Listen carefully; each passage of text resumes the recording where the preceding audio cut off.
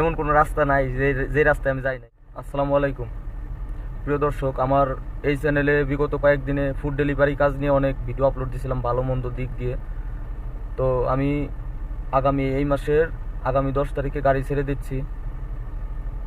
আসলে অনেক চেষ্টা করছি, সৌদি আরবের প্রচণ্ড গরম, রাত দিয়ে দিন দিয়ে খাটনি করছি, গাড়ি চালাইছি, কিন্তু অনেক চেষ্টা করে এই হালটা আমি ধরে রাখতে পারি নাই। যদি নিজের গাড়ি হইতো তাহলে সম্ভব ছিল। হ্যাঁ, এই মাসেও আমি কি কাজ করছি, আমি 50,000 টাকা বাংলাদেশি টাকায় গাড়ি ভাড়া দিতে হবে, তেল যায় প্রায় 60 থেকে 70,000 টাকার তেল যায়, এইভাবে চালাইছি। হ্যাঁ, 1,20,000, 30,000, 40,000 টাকার কাজ করছি, কিন্তু সমস্ত টাকায় মানুষের দিয়ে দিতে হয়েছে। আমার বলতে আমার কোনো টাকা পয়সা থাকে নাই। এখন আমি বাংলাদেশে থাকতে টেলার্সের কাজ করতাম, সৌদি আরবে এক জায়গায় লিঙ্ক পাইছি, এক খবর পাইছি, আমার এক বন্ধু থাকে সে জায়গায় দর্জির কাজ করে। তো আমার এখান থেকে, আমি আছি রিয়াদ শহরের মধ্যে, এখান থেকে প্রায় 1200-1300 কিলোমিটার দূরে মক্কায়, এত দূর যেতে হবে। আসলে রিয়াদ শহরের একটা মায়ায় পড়ে গেছি, গাড়ি চালাইছি। বিশ্বাস করবেন না ভাই, রিয়াদের এমন কোনো শহর অঞ্চল, এমন কোনো রাস্তা নাই যে যে রাস্তায় আমি যাই নাই। তো আজকে একটা অর্ডার পাইছিলাম, তো ওই অর্ডারটা নিয়ে গেছি, আমি গাড়ি চালাইছি আর ভাবছি এই যে রাস্তাঘাট আর হবে, এদিকে আসবো গাড়ি চালাবো, আর কি হবে, আসবে সেই দিন। তো রিয়াদ শহরের একটা মায়ায় পড়ে গেছি। আপনারা দোয়া করবেন, আমি যেখানে যেতে চাচ্ছি এখানে যাওয়ার পর আমার আর্থিক সচ্ছলতা যদি আল্লাহর তৌফিক দেয়, আর্থিক সচ্ছলতা ফিরে আসলে যদি কখনো একটা গাড়ি কেনার সমর্থন আল্লাহ দেয়, তখন আবার সেই রিয়াদ শহরে আবার রিটার্ন ব্যাক আসবো। আপনারা সবাই দোয়া করবেন আমার জন্য।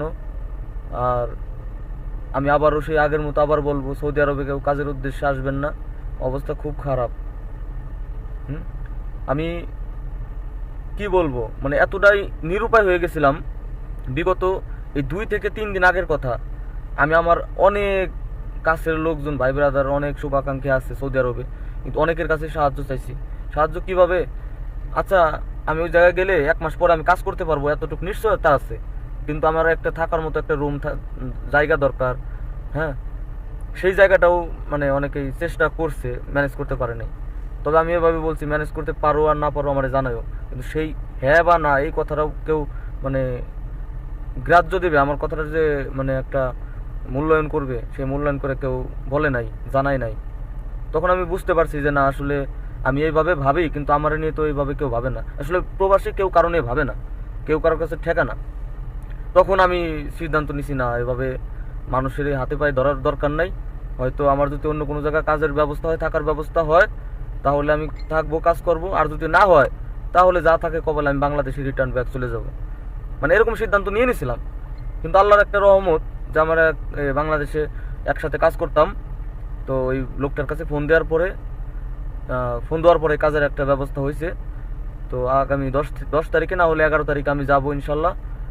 এখন আল্লাহ ভরসা, আপনারা সবাই দোয়া করবেন আমার জন্য, আমার আর্থিক অবস্থা এবং বাবা মার পরিবারের মুখে যেন হাসি ফোটাইতে পারি ইনশাল্লাহ।